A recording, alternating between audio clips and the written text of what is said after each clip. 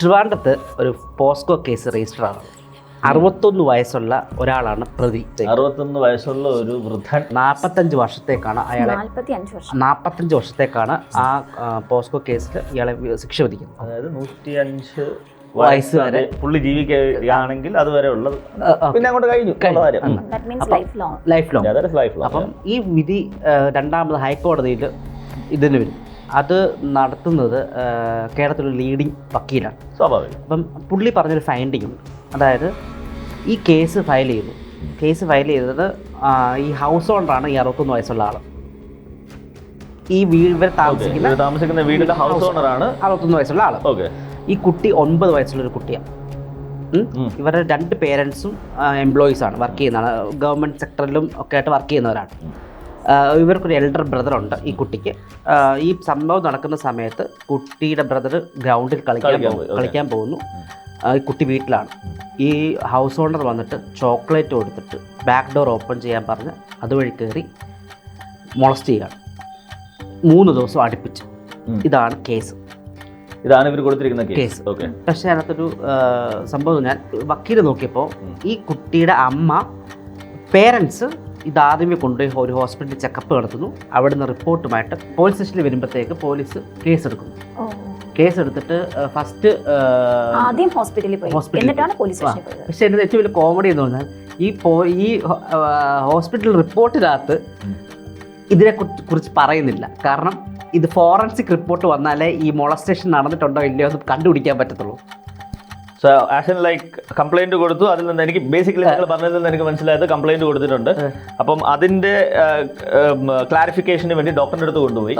Doctor clarify ചെയ്തു എന്താന്ന് വെച്ചാൽ പുള്ളി പറഞ്ഞു. പക്ഷെ അതിന്റെ കൺഫർമേഷൻ അവർക്ക് കൊടുക്കണമെന്നുണ്ടെങ്കിൽ അത് ഫോറൻസിക്കിൽ നിന്നും വരണം. അതായത് ഈ ഒരു ഡോക്ടറിന് ഈ കുട്ടിയെ മൊളസ്റ്റ് ചെയ്തിട്ടുണ്ടോ ഇല്ലയോ എന്ന് കണ്ടുപിടിക്കാൻ പറ്റുന്നില്ല. ഒരു ഡോക്ടറിന് പിന്നെ അപ്പം പക്ഷെ അതിനൊരു വലിയ സംഭവം, പോലീസിൽ കേസ് എടുക്കുന്നതിന് മുമ്പ് പേരൻസ് കൊണ്ടുപോയി ചെക്കപ്പ് നടത്തി. പോലീസ് ഈ ചെക്കപ്പിന്റെ റിപ്പോർട്ട് ഒരു ഫാക്ടായിട്ട് എടുത്ത് കേസ് രജിസ്റ്റർ ചെയ്തു. പക്ഷെ ഈ സംഭവം നടക്കുമ്പോഴും ഈ കുട്ടി 3 ദിവസം പേരൻസിൻ്റെ അടുത്ത് പറഞ്ഞിട്ടില്ല. അത് പെനിട്രേറ്റീവ് ആണ് നടന്നിരിക്കുന്നത്, കോൺസെഷനാണ് നടന്നിരിക്കുന്നത്. കുട്ടി പറഞ്ഞിട്ടില്ല. ഏറ്റവും അവസാനം സ്കൂളിൽ നിന്ന് ഉള്ള വേർഡ് തന്നെയാണ് അവർ പറഞ്ഞിരിക്കുന്നത്. അപ്പം ഈ പറയുന്ന സ്കൂളിൽ ഒരു വിദ്യാർത്ഥി ഈ അമ്മയുടെ അടുത്ത് പറയാണ് ഇങ്ങനെ സംഭവം നടന്നിട്ടുണ്ടെന്ന് പറഞ്ഞിട്ടാണ് അമ്മ ഈ ഹൗസ് ഓണറിനെ വിളിക്കുന്നതും വിഷയമാക്കുന്നതും പോലീസിൽ കേസ് രജിസ്റ്റർ ചെയ്യുന്നതൊക്കെ. ഈ സംഭവത്തിനകത്ത് വേറെ ഏറ്റവും വലിയൊരു കോമിക്കൽ സംഭവം എന്ന് പറഞ്ഞാൽ, ഈ സാധാരണ ഒരു പോസ്കോ കേസ് വന്നാൽ 10+ സെൻറ്റൻസ് ആണ് വരുന്നത്. അത് 10 വർഷം മിനിമം ഇത് കാണും, ജയിൽ ശിക്ഷ കാണും, 10 വർഷം. അപ്പം ജഡ്ജ് ചോദിക്കുകയാണ്, ഹൈക്കോടതിയിൽ ജഡ്ജ് ചോദിച്ചു ഇദ്ദേഹത്തിൻ്റെ അടുത്ത്, ഇതിപ്പം 45 വർഷം നിങ്ങൾ എങ്ങനെ വാദിക്കും?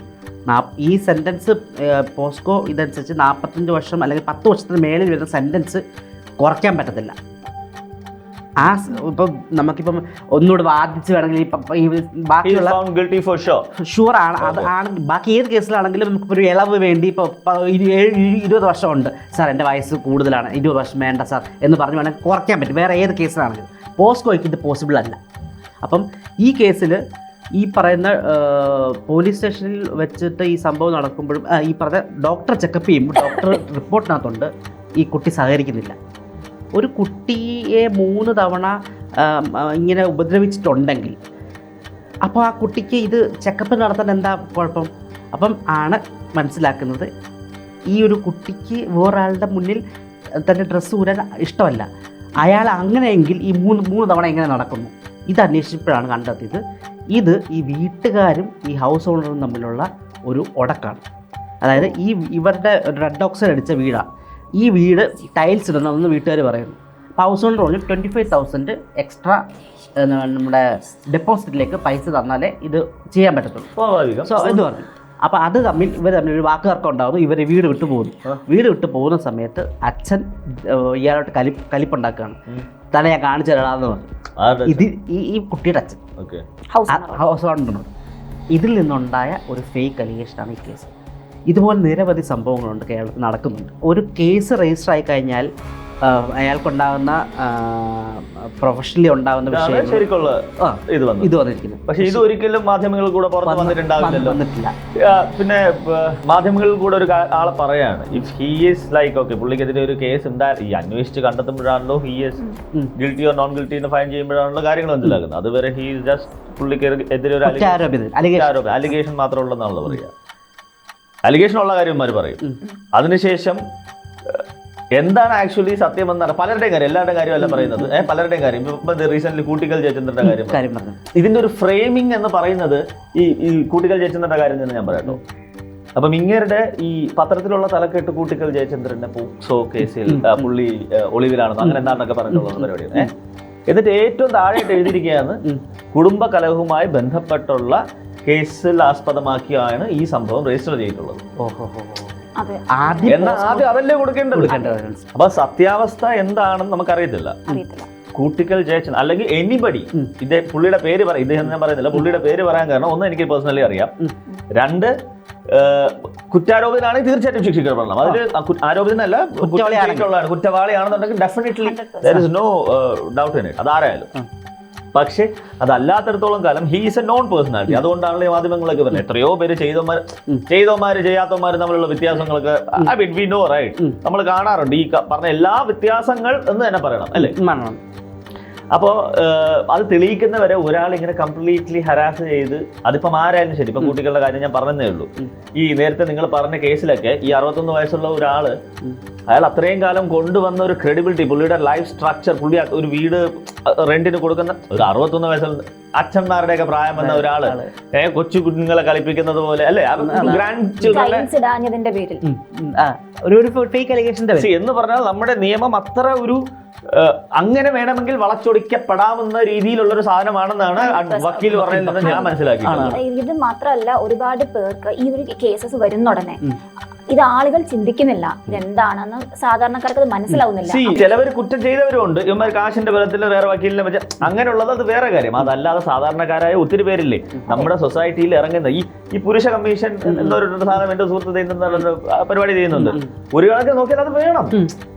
ഈ പിള്ളേരെ താൻ നേരത്തെ പറഞ്ഞതുപോലെ ആ 9 വയസ്സുകാരിയെ വീട്ടുകാർ പറഞ്ഞ് അതിനകത്താണോ ഈ പുള്ളി നല്ല ഡ്രാമ ആണെന്നൊക്കെ പറയുന്ന ആ ഒരു ഈ കുട്ടി ഭയങ്കര ഡ്രാമ ആക്ട്രസ് ആണ്. ആക്ട്രസ് എന്ന് പറയാറില്ല, കുട്ടി നല്ല ചെയ്യും. ഞാനും ഈ അഡ്വക്കേറ്റ് സുഹൃത്തിനോട് സംസാരിച്ചപ്പോഴും ഞാൻ അറിയുന്നത് ഈ ഒരു സംഭവം നടക്കുന്ന സിനിമ കണ്ട പോലൊന്നുമല്ല. These people don't see each other. അതായത് ഈ കുട്ടീനെ അല്ലെങ്കിൽ ഈ ഒരു ബേബി ആയിരിക്കുമല്ലോ, ആ കൊച്ചിനെ അത്രയും കംഫർട്ടബിൾ ആക്കിയിട്ട് അത്രയും ഫ്രീ ആക്കിയിട്ട്, അതായത് കോടതി എന്ന് പറഞ്ഞാൽ നമ്മൾ സിനിമ കാണുന്ന സാധനമല്ല. ജഡ്ജിന് മാത്രമേ കൊച്ചിനെ കാണാൻ പറ്റത്തുള്ളൂ, ബാക്കി ഫുൾ ഷട്ടേർഡ് ആണ്. ഇങ്ങനെയുള്ളൊരു സാധനം അങ്ങനെ ഭയങ്കര കംഫർട്ടബിൾ ആയിട്ടുള്ള സാധനം ഒന്നും പുള്ളി പറഞ്ഞത് I don't know, we can imagine the way we want. പക്ഷെ ആരും അങ്ങോട്ടും ഇങ്ങോട്ടും കാണുന്നില്ല. അതായത് ജഡ്ജ് മാത്രമേ കാണുന്നുള്ളൂ. ഒരു കുട്ടി ആയതുകൊണ്ട് കുട്ടിക്ക് കൊടുക്കേണ്ട കുറച്ച് ഇതാണ്. So the advocate spoke to her in such a way that she also went comfortable. ഇങ്ങനെ പറഞ്ഞിട്ട് ആരെയാണോ എന്താകാനാണ് ആഗ്രഹം എന്നൊക്കെ പറഞ്ഞപ്പം മനസ്സിലായി പുള്ളിക്കാരത്തിക്ക് she is a kid with like any other kid who can be manipulated in such a way. മനസ്സിലായില്ല, വീട്ടുകാർ പറഞ്ഞ് മാനിപ്പുലേറ്റ് ചെയ്യണമെങ്കിൽ ചെയ്യിക്കാം എന്ന് ഡ്രാമയിൽ, അതായത് പുള്ളിക്കാരത്തേക്ക് 15-20 മിനിറ്റോളമുള്ള ഡ്രാമ ഡയലോഗ്സ് കാണാതെ അറിയാമെന്നുള്ള രീതിയിൽ തെളിയിച്ചതിനെ പറ്റി. ഓക്കെ, അപ്പം സ്വന്തം വീട്ടിലെ കൊച്ചല്ല നമ്മൾ പറയുന്നതെല്ലാം ചെയ്യുന്നുണ്ട്. പിള്ളേർക്ക് കള്ളമാണെന്ന് അറിയാത്തത് കൊണ്ടാണ് അവർ കൃത്യമായിട്ട് കള്ളം പറയുന്നത്. പിള്ളേർ നുണ പറഞ്ഞായിട്ടുള്ള പ്രശ്നം എന്താണെന്ന് അറിയാത്തതുകൊണ്ടാണല്ലോ പിള്ളേർ കള്ളം പറയുന്നത്. അറിയത്തില്ല, ഇത് നുണയാണ്. നുണയും സത്യം തമ്മിൽ മനസ്സിലാക്കാനുള്ള പ്രായമാകാത്ത പിള്ളേരെ കൊണ്ടുള്ള ചെയ്യിപ്പിക്കുന്ന പരിപാടിയാണ്.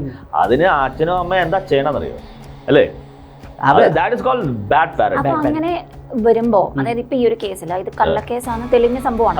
അപ്പം ആ പോക്സോ ഫയൽ ചെയ്ത പേരൻസ് ഉണ്ടല്ലോ, അവർക്കെതിരെ എന്തെങ്കിലും ശിക്ഷ നടപടി അറിയില്ല. അതാണ് ശരിക്കും അല്ലെ കോടതി അലക്ഷ്യത്തിനെങ്കിലും കോടതി അലക്ഷ്യത്തിന് കേസ് എടുക്കുന്ന ജഡ്ജ് എടുക്കേണ്ടത്. രണ്ടാമത്തെ കേസ് കഴിഞ്ഞാൽ ഇത് കേസ് എടുക്കാൻ പറ്റും. ആരെടുക്കണം? ഈ പറയുന്ന പ്രതിയായിട്ട് ചേർത്ത് വയ്ക്കുന്ന ആളില്ലേ, ആള് കേസ് കൊടുക്കണം, ഡിഫമേഷൻ കേസ് ഫയൽ ചെയ്യണം. അല്ലെങ്കിൽ ഈ പറയുന്ന വ്യക്തിഹത്യ എന്ന സാധനം ഫയൽ ചെയ്യണം. കൊടുത്തിട്ടുണ്ടാവണം. എങ്ങനെയല്ല തീർന്നില്ല, ഇതിന്റെ പറയാൻ പോകുന്നില്ല. എനിക്ക് പറയാനറിയില്ല, സ്റ്റേറ്റിൽ നിൽക്കുമ്പോ ഇത് എങ്ങനെയും ട്രോമറ്റൈസ്ഡ് ആയിട്ട് സിറ്റുവേഷനിലായി കഴിഞ്ഞു, ഇത്ര ഏജ് ആയി, ജയിലിൽ ഇറങ്ങി വരുന്നു, വീണ്ടും ഒന്നുകൂടെ ആ ട്രോമ ഫേസ് ചെയ്യാൻ വയ്യ. ഇത്രയും സമൂഹത്തിൽ ഏറ്റവും ഉയർന്ന നിലയിൽ നിൽക്കുന്ന ആർട്ടിസ്റ്റുകൾക്ക് ഇപ്പൊ കുറച്ചാൾ മുമ്പ് കുറെ ഫേക്ക് അലിഗേഷൻ ഹേമ കമ്മിറ്റി വന്നതിന് ശേഷം വന്നു. അവർ എത്ര പേര് തിരിച്ച് കേസ് കൊടുത്തു? കുറച്ച് പേരെ കൊടുത്തിട്ടുള്ളൂ. കാരണം എന്താ ഇത് എങ്ങനെയെങ്കിലും ഈ അലിഗേഷൻ കേസിൽ നിന്ന് ഒഴിവാകുക, ആ ട്രോമയിൽ നിന്ന് ലീവ് ആകുക എന്ന് മാത്രമേ നോക്കത്തുള്ളൂ. രണ്ടാമതൊരു കേസുണ്ട്,